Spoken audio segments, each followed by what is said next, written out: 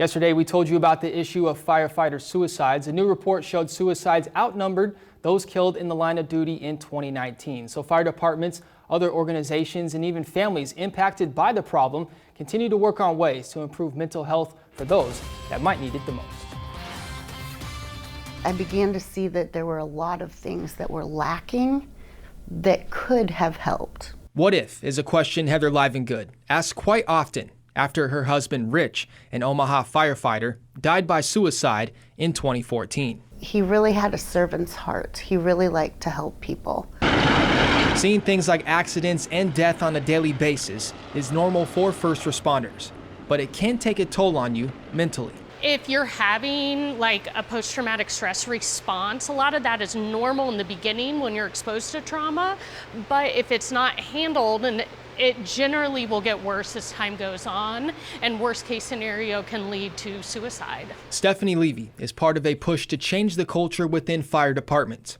Suicide rates among firefighters were nearly double that of those who died in the line of duty in 2019, according to one recent report.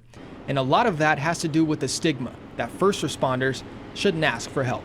You go to the doctor when you have an ache in your arm. Why not go to the doctor when you're having thoughts or you're having issues or something like that? It should be considered the same thing. It's okay to not be okay is something that continues to be taught. There's also a push to train fellow firefighters to look for signs in co-workers that something may be wrong. The peers are trained listeners. They don't obviously provide therapy, but they can provide gentle advice on how to manage stress in healthy ways. Those peers are now taking what they learned from that training and are teaching others from other departments. The better we can train our peer support and the more people we can have being that voice of it's okay to talk, it's okay to ask for help, the better the department will be in the long run. Keeping the conversation going is another critical part, as Livengood is encouraged by all the changes and hopes others won't go down the same path as her late husband. I am super happy, and I think it's a great first step, but I do think it just needs to continue to grow. I hope that they will get help before they take their life.